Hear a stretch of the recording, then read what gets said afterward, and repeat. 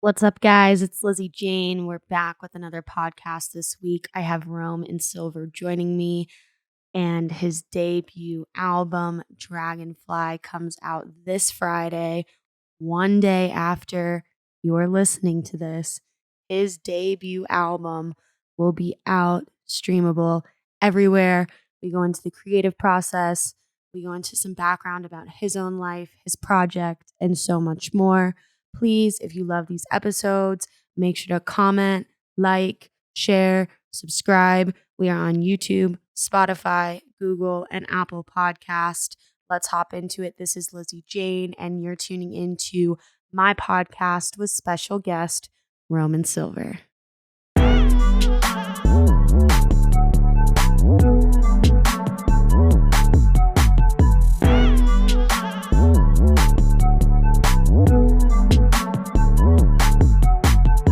Hey guys, so lately I've seen a ton of larger shows I've been playing at that a lot of these festivals and venues are no longer allowing bags that are not clear.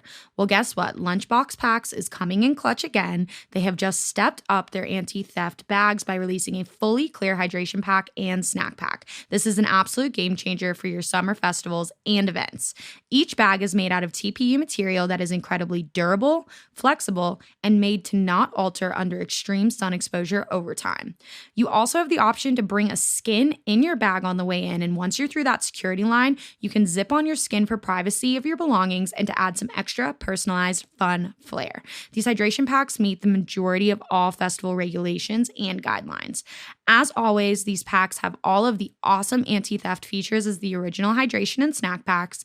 Make sure you use code LizzyJane for $10 off any hydration pack and code LizzyJ for $5 off any snack pack. I will see you at the rave. The show today was brought to you by VitaPlur E-Boost Gum. With no pill to take or powders to mix, VitaPlur E-Boost Gum is a first-of-its-kind energy rave supplement that provides magnesium, electrolytes, and antioxidants while you chew. VitaPlur is the perfect complement to my active lifestyle, whether it's at the festival, on the road touring, or hitting the gym. Chew VitaPlur and dance with confidence. Use code LizzyJane for 10% off any order. Well, Vinny, thank you so much for joining me today on the podcast. Thanks for having me. Of course, we are now, correct me if I'm wrong, 11 days out from your debut album, Dragonfly. 11 days out. That's right. Yeah. 11 days, and just an album in general, especially, for artists listening and me being an artist myself, I think is a very scary thing to start to approach and conceptualize and say, okay, what's going to make this be different from all of these EPs and all of these other bodies of work that I've put together? How did you know that it was quote unquote time for you to go on that endeavor?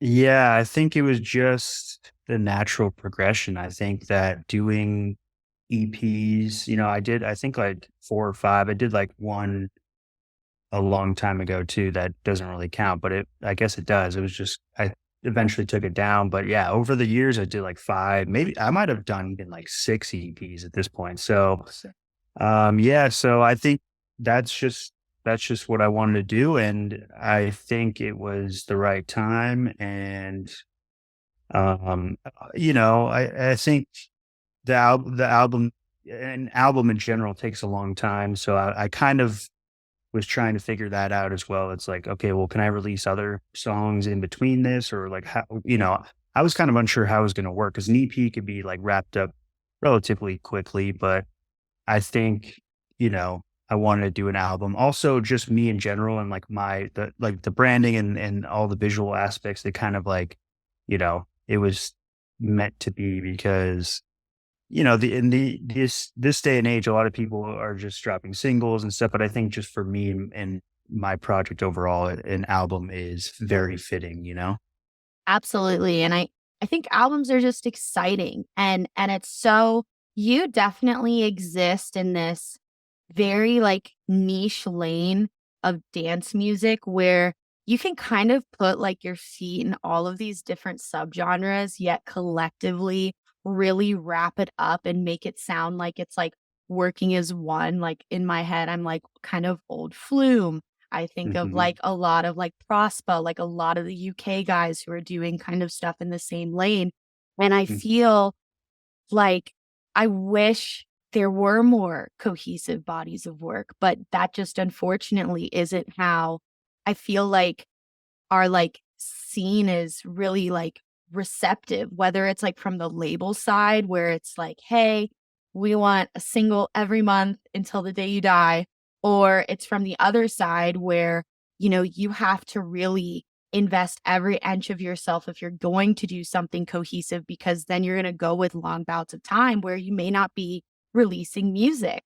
And like for Yeah, you, you've done like music videos, like all of the visual aspects are super cohesive. Like, I would love to know, like one, how long you've been working on the album and when, the time was that you felt the visual representation was to start being like kind of incorporated into that creative process, or have you built both together since like the ground up? Because I can tell you're involved in like a lot of everything, not just the music.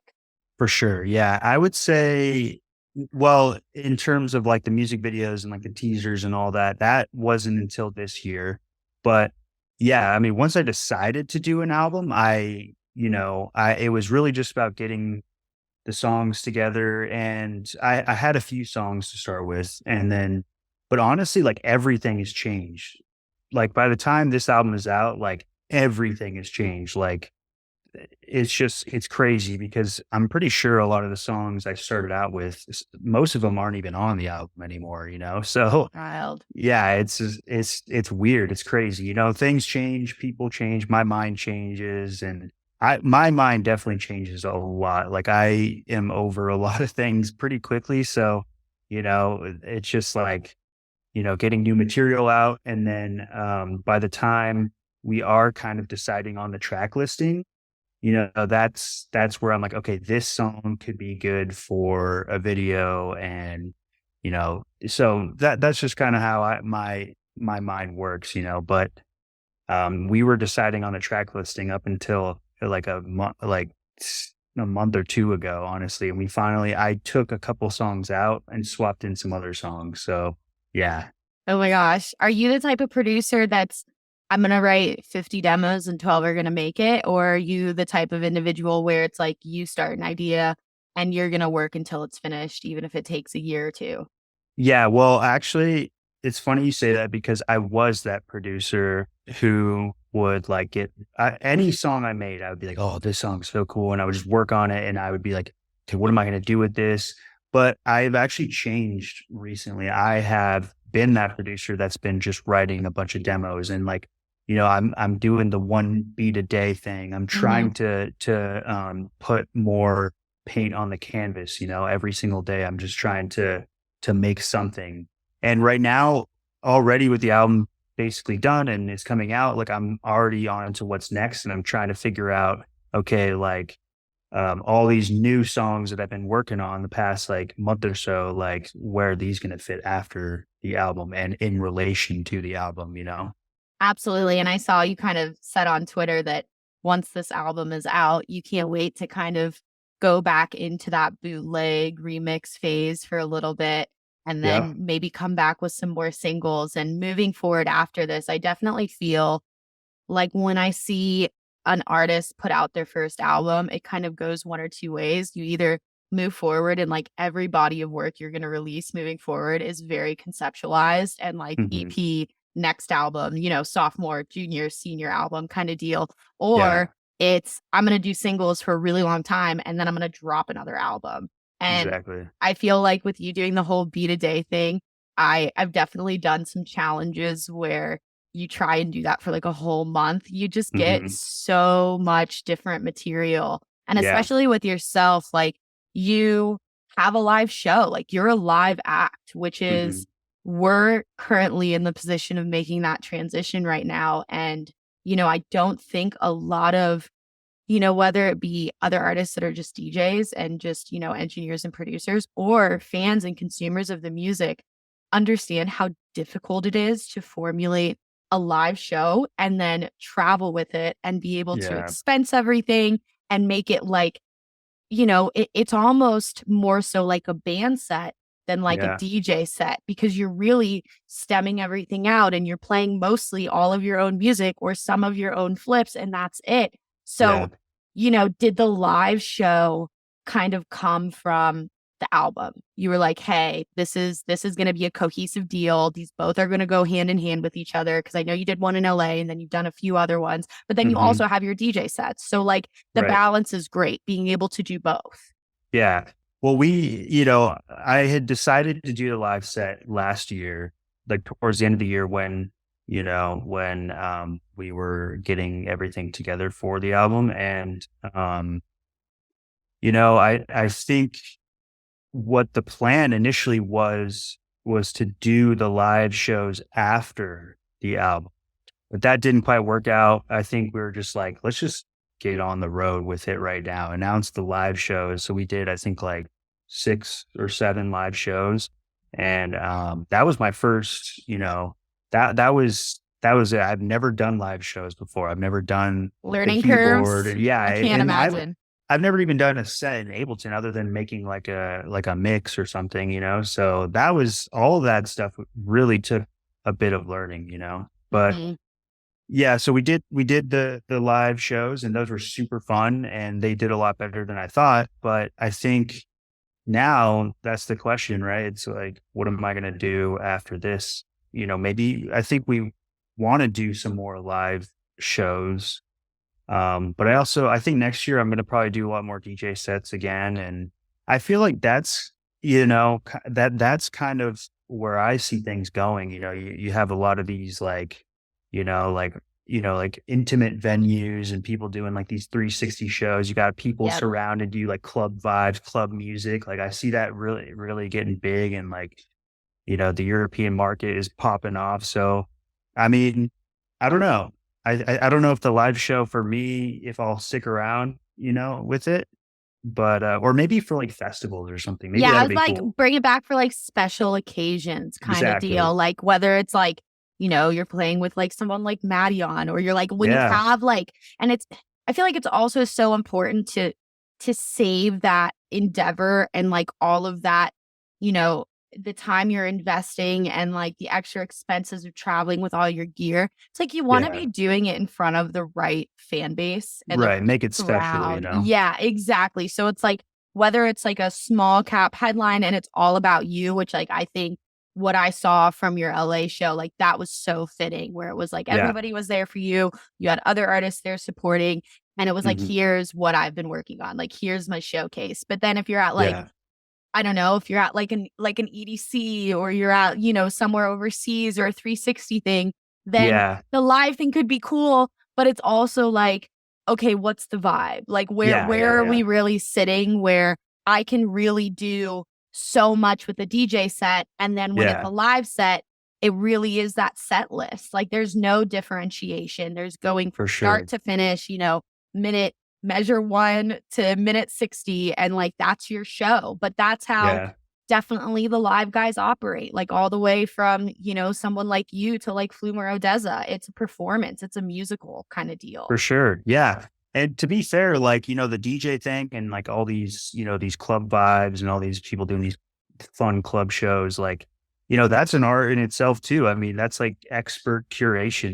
So Yep. like I think both ways are fun. They both have their own, unique qualities about them. So I think it's a win-win really. I mean, if you want to do the live show, that's cool, and the DJ sets are fun too. So yeah. Absolutely. And when you were starting to formulate, like, I guess you said as much as, 2 months ago, you were still putting together the track list for Dragonfly. When Hmm. you get in a creative kind of flow, especially when you were creating songs that could potentially be, in consideration for the final album, are Hmm. you following kind of a same order of operations in like creativity, like whether it's like bringing out your instruments or working with the vocalist, or was each track pretty differently like called upon?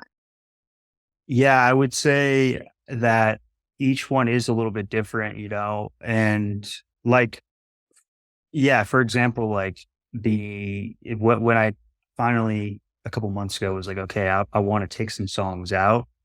I actually I had hit up my friend, my friend Ben, who is next to Blue, and I was like, dude, like, cause he has like this really eclectic style. And so I was like, okay, maybe I should get some more collabs on this, you know? And then so I hit him up and I was like, dude, like I feel like my album needs filling out.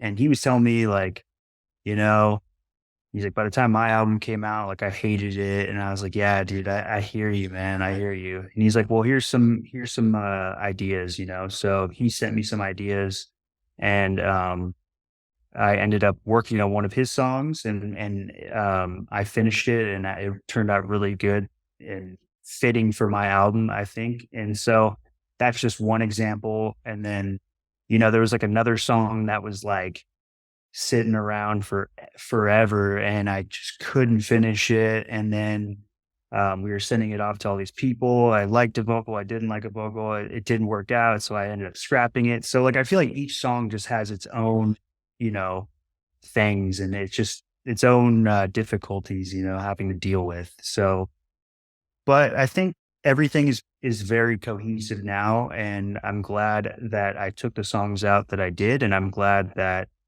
I, you know, chose the new songs. I think it's very cohesive at this point. Definitely. And especially with, you know, whether it's coming on a label or not coming on a label, just the amount of time that this type of process takes. I feel like when songs come out, you already feel like yourself as an artist have elevated like past that point Oh where it yeah. it not only makes you hone in and really listen to everything and just be like, can I please put this out? It almost, in my case, makes me question like, ooh, like, is this even worth putting out now? Cause Yeah, I'm yeah. so much better. But the, you know, fans and like just listeners and lovers of music, like they don't give a fuck, you That's know? true. Yeah. Like you have to like let them like interpret it and you know, make memories to it and make their own story about it. And I think that's we get in our head so much so often that it Mhm. sometimes like creates this roadblock between us sharing what somebody's favorite song ever could be. Yeah.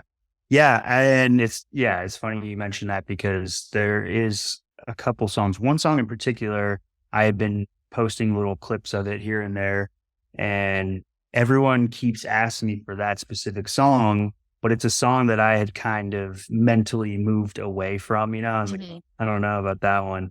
But I said, you know what? Whatever. Like, if they want it, I'm gonna put it on there, you know? And actually, the song itself I was kind of stuck on, and I ended up just, like, leaving it almost, like, unfinished, you know? So, Yeah, I was like, "Whatever," like, it sounds you know, I had been so stuck that I was just like, "Whatever, you're over it. just Yeah. leave it like that. It sounds fine as it is." I was just kind of like, "Let's just move on," because you know? But then the other songs, like, you know, I don't know, it's just one song out of many, so I think it is what it is. I'm not too worried about it. Yeah, no, absolutely, and it has to be, like, a middle ground. It's like if it blows up somewhere like TikTok or on Reels, like, that's a different kind of, like, discussion where you go, "Okay, maybe we Yeah. should, like, go back to the drawing board, put this out, da da da da da." But, Yeah. yeah, it's definitely such a mental game, knowing when something is ready, knowing when something is, like, okay, you, like, have to let it go, because even when you're done with the track listing and all of that stuff, it's like then you have the artwork and then you have, you know, the content that you're making for each track, whether that's a reel or part of a music video or you in your studio. You know, Yeah. did you and your team really go through and facilitate this is how we're going to push each song? This is what we're investing into music video wise. And if I remember correctly, you guys are doing this independently through a distributor, right? Or is this with Seeking Blue? This is with Seeking Blue. Okay, Yeah, okay. yeah. There was actually, there was a few different labels we were talking to, but ultimately we ended up going with Seeking Blue. You know, They're great. they're great. Yeah, they're super great. So, we went with them, and yeah, I would say from the get go, like I knew I wanted to do a bunch of videos. I wanted to do music videos, so that was like the main ask when we had pitched to the labels. It was kind of like, hey, we want to, you know, we want to be able to do a lot of visual stuff with this, because that's just how I like to do it.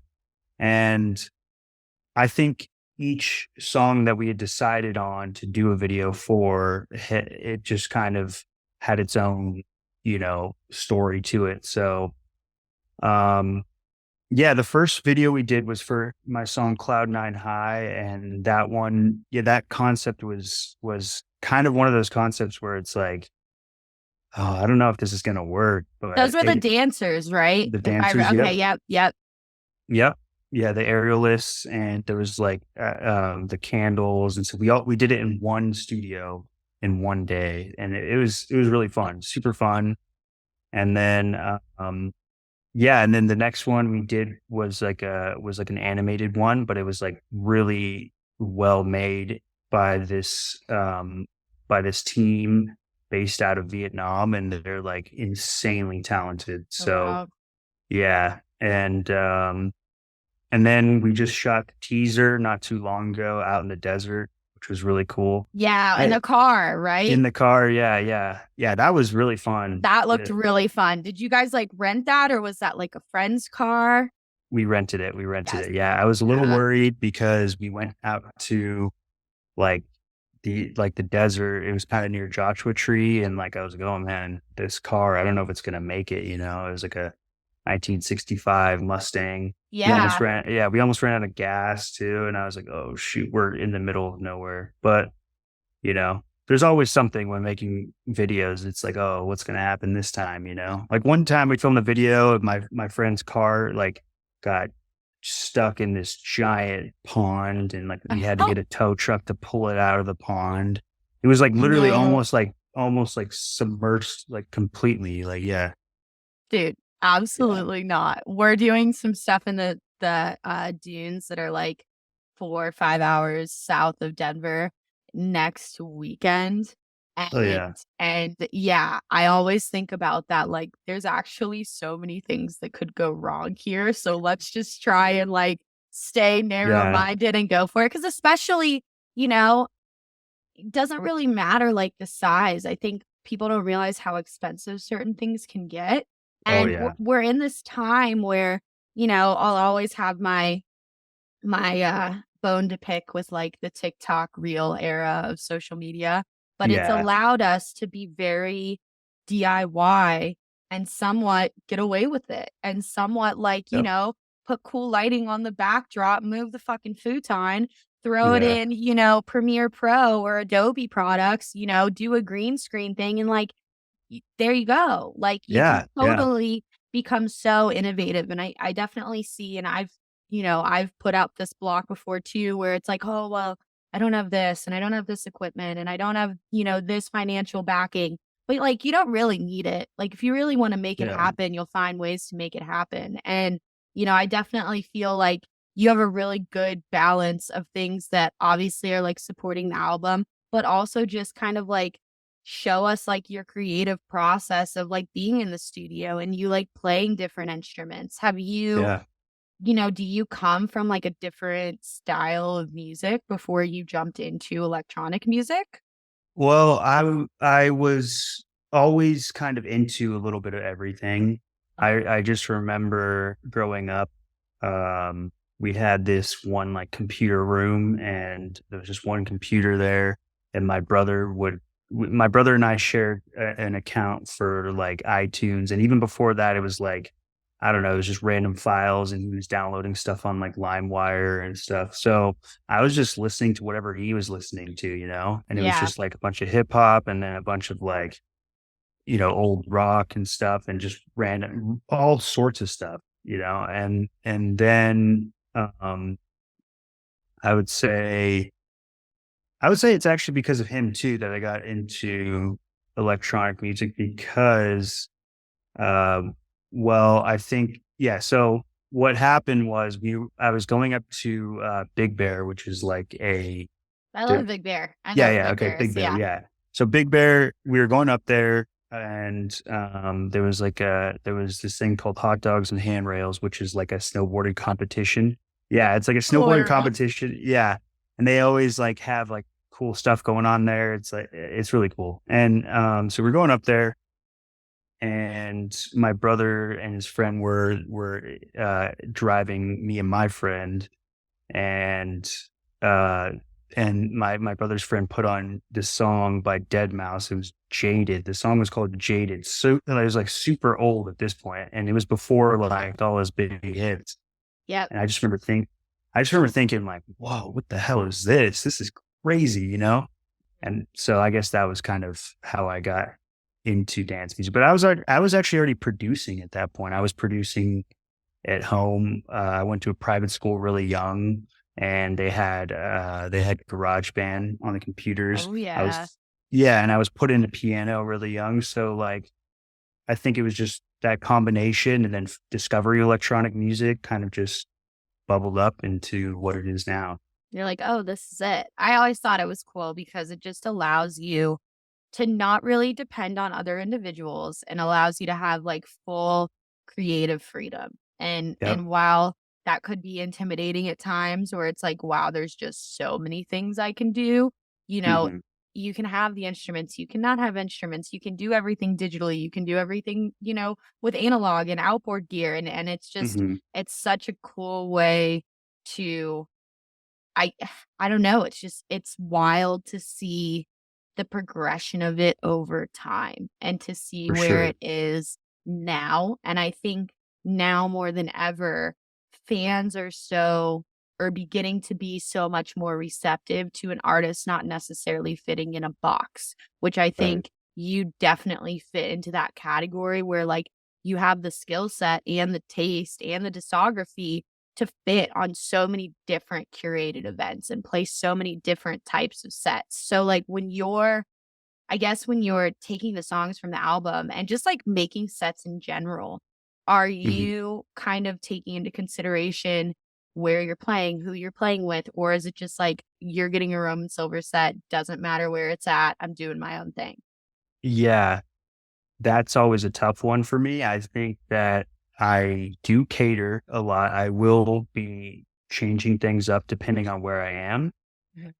But this year, especially, I've kind of been, I've just been like, you know what? I'm just going to play what I want to play instead, because I think I forget that people are there to see me, even if I am opening or if I'm direct support or whatever it is, I think I forget that people are there to see me. So I'm trying to move away from being, like curate too much to a certain vibe and just kind of be myself. Cause, you know, like for example, I played Sonic Bloom a few months ago, and yeah, and I was just like, you know what, like I'm just gonna play what I want. I'm gonna play a bunch of house music and stuff. And there wasn't a lot of people playing house music there, but that's okay. Like I was like, whatever. And everyone seemed to be just having a blast. So it was fine with me, and I think going forward, that's kind of how I see it. I want to be a little bit less like, I mean, I'm still going to do it for sure. Like depending on where I am, I want to play some fun stuff that I know would do well. But I just think that I want to be a little bit more of myself, be more true to myself. Absolutely, and at the end of the day too, it's like, it's hard to really capture a fan when you're, like, maybe playing more like the headliner or playing because you're in a club or versus a festival, and I think it's very true where, rather have less fans that are really into what I'm doing than me try and kind of, like, please everybody because that never really works out too well. Um, Yeah. and yeah, it's really exciting, and you had quite the festival season. Did you play Forest this year or last year? I played Forest last year. Yeah. Last year, okay, because 2022. Yeah. I remember you because you had, like, the forest stage, right, where you were literally in the forest. Yeah. I remember Yeah. seeing those, and then you did a good, like, little festival run this year, and then you had the Mhm. tour stops with your live tours. You've definitely been on the road quite a bunch. Like, how have you been Yeah. balancing, um, your kind of, like, writing and creative efforts versus touring? Yeah, well, I would say actually I've had the past like month or so off, so that's been Okay, cool. good. And Yeah, I mean, it is difficult. For me, it's very difficult to write on the road. I mean, some people are different. Some people love it, and Yeah. collaboration and stuff. That's always cool too. But it's difficult for me. And, I think like last year I did festivals and that, but I also was touring with like other artists as well. And that was, being on like a bus and stuff. And that's hard for me. I did make like one song and maybe a couple ideas, but it's tough for me for sure. This year doing my own shows and doing my own small tour, I think I was able to write some songs on the road, but I'm just the best when I'm at home and just in my own little studio. Are you in your studio now or is your studio somewhere else? No, actually I'm at my parents' house. I'm house sitting Oh, while sweet. they're in Spain right now. So they live Fun. about an hour and a half from me. So Okay. they were just like, "Hey, like, we don't know what you're gonna be doing." I was like, "Hey, well, I got some time off right now, so I'll come watch the cats while you guys are gone." Love it. Love it. And Yeah. have you been in, so your parents live in California as well. Yeah. So have you been in LA for a long time or did you kind of go up there for music? So actually, no, I didn't go out there for music. I moved to Orange County with my high school friends. Okay. And then so I lived in Orange County from like 2016 to 2021.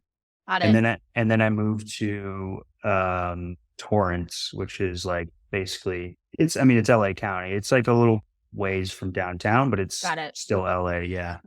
Cool. I mean, Yeah. I definitely feel like a lot of aspiring artists move out there just for a variety of reasons. Do you feel like LA has been a very good place for you or do you feel like you keep to yourself and you're not really, you know, it hasn't been a detrimental factor of like the whole nightlife going out kind of deal where everybody lives out there?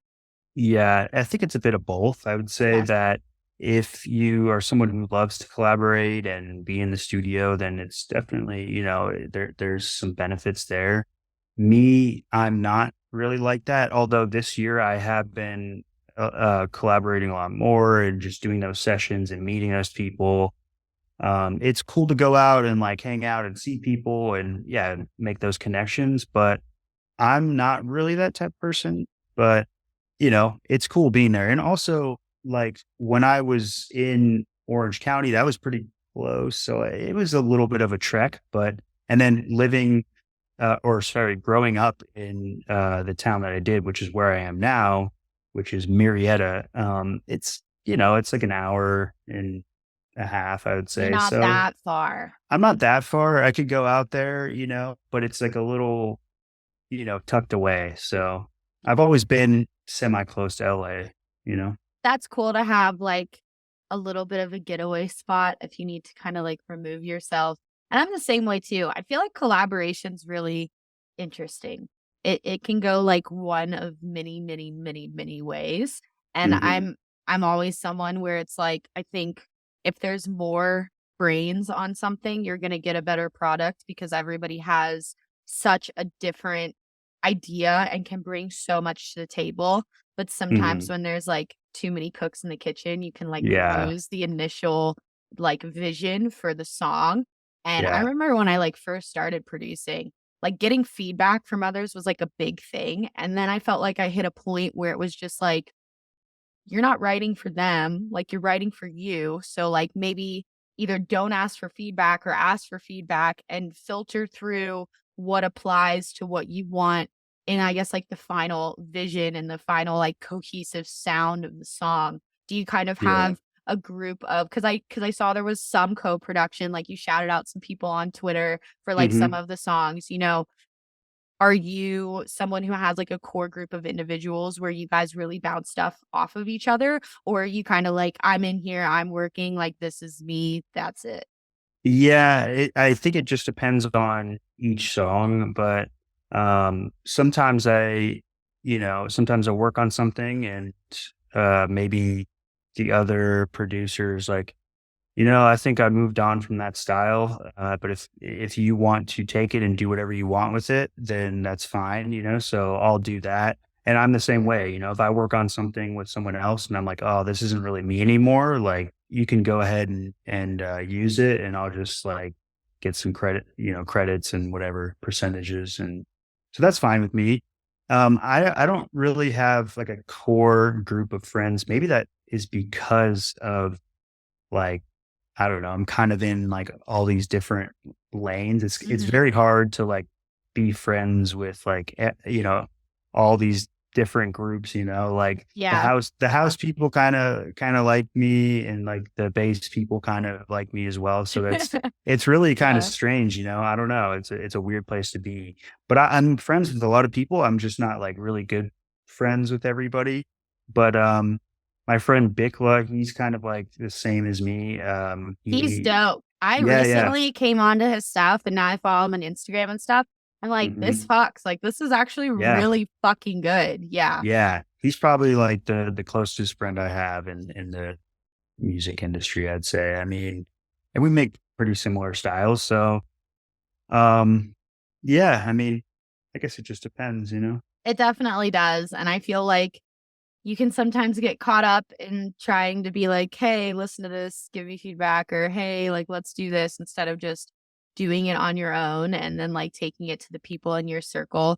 I mean, it definitely Mhm. seems like you and your manager are pretty close and like work pretty close, like operationally wise. I know that's definitely something that is a benefit and a pro when, going and attacking an album like this, like you guys are Yeah. doing.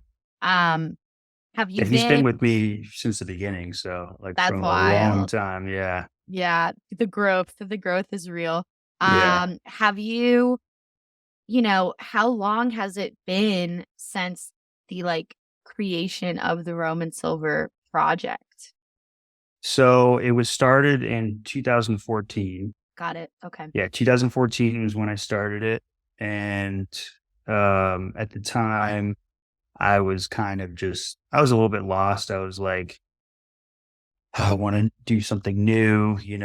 And back then, like, my production wasn't, it was a little bit, yeah, it wasn't nearly as good as it is now, I'd say. I mean, not, like, trying to say, like, it's, like, the best, but, you know what I mean? Like, it was Yeah. just kinda bad, to be honest, like, I think so everybody's bad when they start. Like, I think yeah, everybody's like until and it's like not even when you start, like you have to put years in of not being quote unquote great to yeah. really get over that hill and like not understand techniques, but also like how to make your own sound and like, execute what you're hearing in your own head.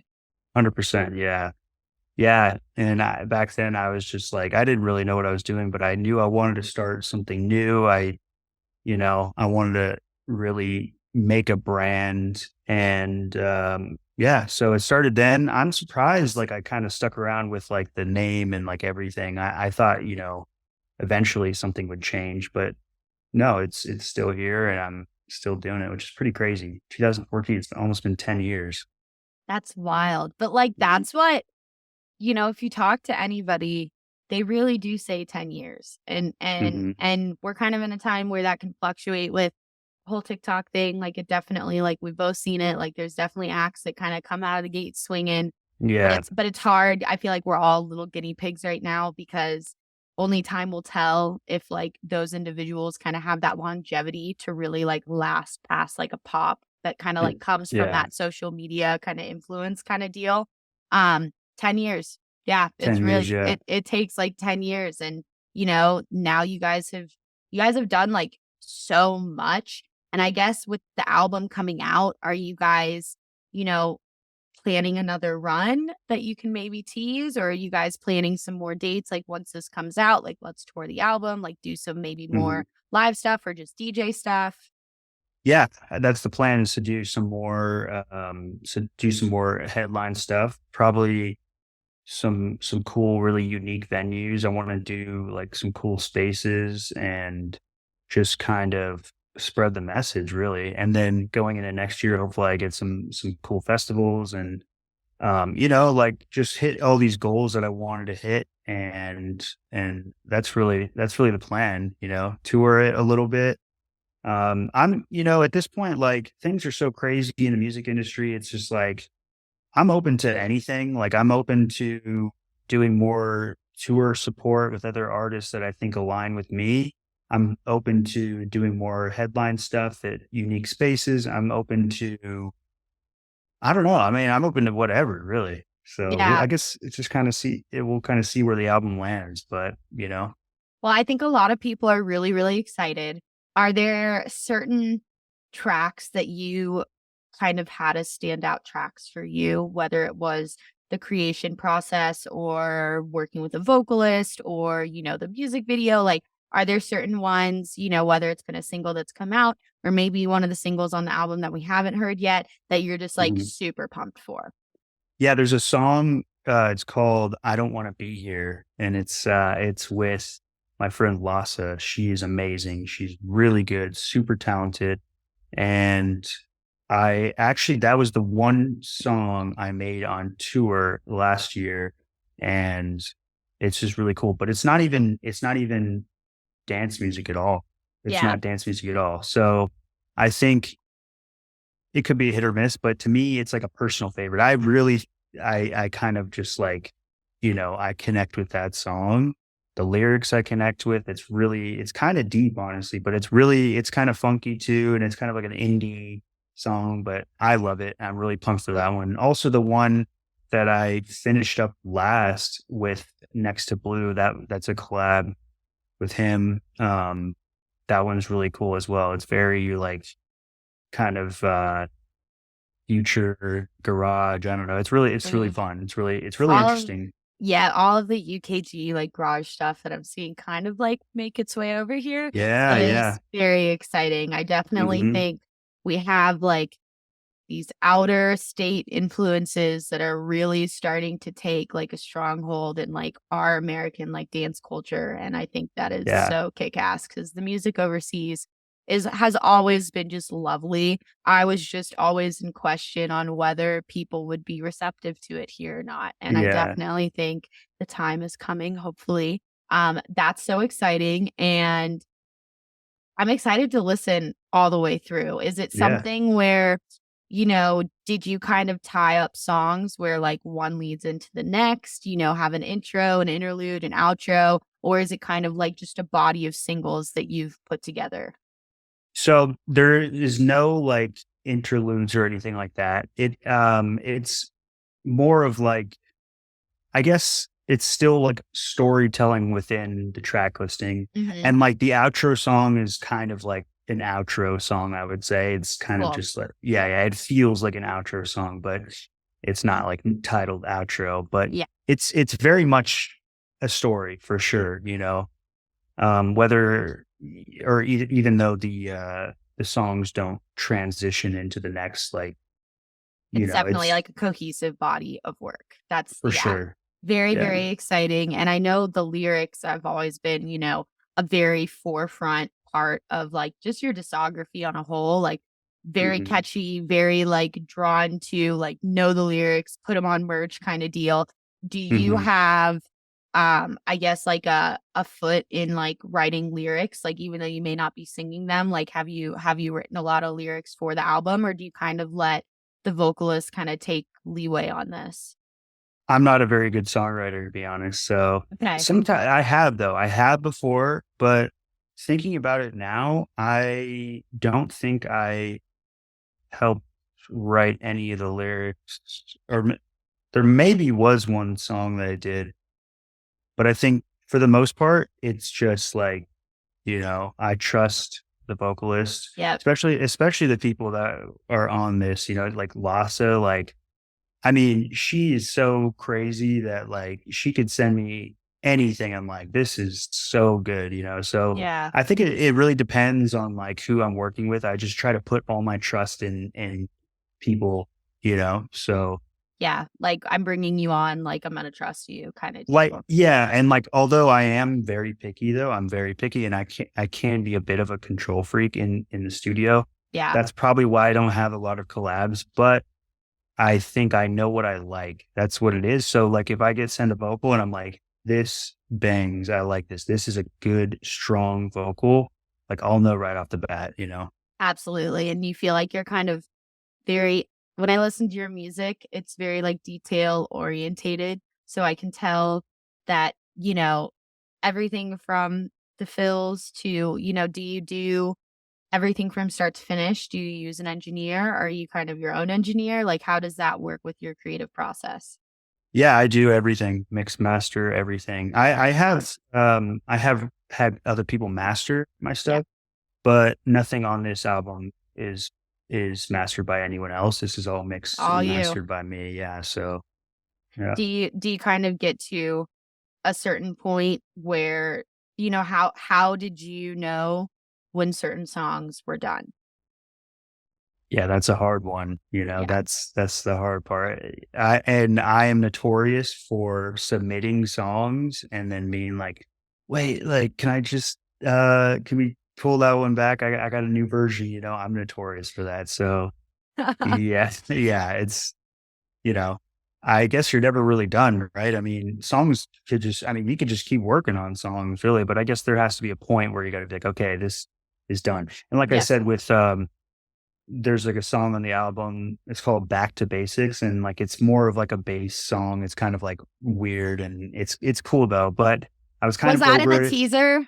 Was that Yeah, in yeah, the yeah. yeah, yeah, It I was in know the teaser, exactly what you're yeah. talking about. Yep. Yeah, yeah, yeah, it's at the very end of the teaser, and I was kind of over it, and I couldn't make, like, a bridge section, like, a breakdown into the next part, so I was just like, like, I'm just gonna lead it, like, whatever it is. It is what it is, so You just sometimes just have to like let it go. And just let it go, I yeah. think too, not following like quote unquote like EDM song structure is sometimes way more interesting than being like, Mhm. hey, whether you do have a vocalist or not, I don't have to do the intro and to the break, to the build, to the drop one, to the break, to the drop two, like just like writing. And I For think sure. having an album allows you to be a bit more experimental in the way that you're structuring things, where it's like, Mhm. if I wanna have a 1-minute track that just goes super fucking hard, like, I'm gonna have a 1-minute track that just goes super fucking hard, and that's it. Yeah, and vice versa too. If you wanna have, like, a 10-minute song on an Mhm. album, that works too? I think there's, like, one song that's, like, almost, like, 6 minutes, I think, so but most of the songs are relatively short, I think, like, the attention span thing, and Yeah. I think this being my first album, I did wanna have everything pretty tight and, like, just to the point. But hey, the next one, maybe I'll just get pretty experimental. I think I see a lot of artists doing that. Their first album is very much like this is the defining thing. This is my magnum opus. The Yeah. second or third get kind of experimental. That's kind of a cool way to you know, from to go from one to the next. To go like check this one out. It's more like trippy. 'Cause you can tell a different story each time, and I feel like you've set up such, like, a set of, like, brick blocks to, like, build your project where, your fan base can really not know what to expect sometimes, and I think that's a good thing because Yeah, I think sometimes when an artist really boxes themselves, it's really hard for a fan base to be receptive and understand when they come out and their music's like, "Whoa, like, this is cool, but, like, holy shit, like, didn't know it was yeah, gonna sound like this, didn't know you were capable of this, like, okay, this is gonna this is gonna take some adjusting." But I feel like with what you've done so far, like, you can really do whatever you want. And I think for sure. that's the cool part about it all. Do you work in Ableton primarily, or are you in something Yep, else? Ableton. Okay. Yeah. Okay, cool. And then Yeah. do you kind of from like a sound design kind of scope of things, are you working pretty digitally or do you have like outboard gear, like stuff that you like kind of fucking around with there, like synths and all of that fun stuff? I'm all in the Okay. box, but, I've had some hardware over the years, and I've had some friends loan me some gear before, so, I like messing around with hardware. I think it's something I wanna get more into for sure, Yeah. but, um, I'm pretty much in the box, but I do have my favorite things, I'm big into certain sounding plugins, so, like, right now I'm on Diva, which is very analog sounding, Ooh, and yeah, Diva is really cool. You know, I like certain things, you know. absolutely. And I feel like anything digital wise, you know, maybe like an audiophile could hear the difference, but anybody who just likes music, it's pretty incredible that we can really create anything in the box. Like Yeah, anything you can kind of dream of is capable of being creative there. for And it's sure. same thing. I have two Moogs and then I have like a few like MIDI orientated things. But Mhm. at the end of the day, I feel like I always just go back to my computer. Yeah, Like it's like you can fuck around with things and maybe like create a soundscape or do some resampling or, have like a little sound design session and see what you can get. But it's always kind of when you're in that workflow, I feel like the last thing you want to do is say, oh, now I have to make the sound or now I have to whip this out and plug this in and get this yeah, hot and like all of that stuff. for So sure. if I was a Roman Silver fan, are there any kind of like last words that you would want to leave with listeners before diving into Dragonfly? Well, I would say, you know, with the album being a little bit of everything, as I always have been, you know, just go into it with an open mind and know that you're going to get a little bit of everything, you know. Also, I would say that the album has a bunch of fun stuff on it for sure, but, you know, a lot of it is more kind of heady and kind of, you know, unique. I wasn't necessarily trying to make like all bangers, you know. So it is very much a story. It's all storytelling from beginning to end. I wanted it to be like that. So, you know, in time I'll put out more bangers and fun stuff and whatever, but this album is to me it's something that you know, represents me and it's just a good listening experience. So I want people to go in just knowing that and having an open mind, you know? Absolutely. And how did you come to the conclusion of naming it Dragonfly? So I went to this expo in San Diego. This was in January. It was called Oddities and Curiosities, and it was this strange expo. Sounds wild. Yeah, they have crazy stuff there. It's really trippy. They have, like, all these weird, like, gothic painters and, like, really cool artists, and they have, like, you know, just a unique space for really cool artists, and, anyway, so I found this one guy who was making these handmade, like, pendants, and he had this dragonfly one, and so I got it. I bought it off him and I was like, wow, this is really cool. You know, I like that. And I started like seeing a lot of dragonflies after that. And I just started noticing it more. And I was like, this is kind of, yeah, it's just kind of like, I don't know if it's coincidence or what, Yeah. but yeah. And so I started looking into the symbolism of dragonflies and I mean it's really not that deep, but really that's really what I was doing. I was just looking into the symbolism behind a dragonfly and it just kind of connected with me really, you know, that the way that it represents, you know, change and transformation. And I actually just posted a video about this, about, you know, how um, the last few years of my life have been super transformative. So to me, it all kind of makes sense, you know? I love it. That's Yeah. super cool. I'm very excited to listen to the album. 11 days. 11 There, days. countdown. You're almost to the Yeah. 10-day countdown. Well, I'm sure everybody's going to be so excited and, I wish you best of luck and hopefully we will, I'm sure you'll be back in Denver soon. I know when you were here Yeah. at Meow Wolf, that's like a pristine space for a show. Yeah. Meow Wolf looked so cool for all of Super the cool. the shows and concerts and stuff they've got going on. Thank you so much for coming on Yeah. today. I'll be in Denver next month, actually. Oh shit, you're Yeah. Yeah. doing Red Rocks. Red Rocks. Yep. Yep. When is that? October, I think it's the 11th. I The think it's like 11th? midweek or something. Okay, Yeah. cool, Yeah. sweet. Yeah. If you want to go, All of let the me know. homies play Red Rocks next month. I have my Yeah. first Red Rock show the 24th with Griffin. And then Oh, and then let's like go. you've got like the Wakan guys are like shortly Mhm. before, and then Black Tiger Sex Machine is like shortly Yep. before that. All the homies play Red Rocks. Love it. Yeah. All right. Thank you so much, dude. I greatly appreciate it. And I hope Yeah, you thanks for have having me. a wonderful week. I appreciate it a lot. Thank you so much.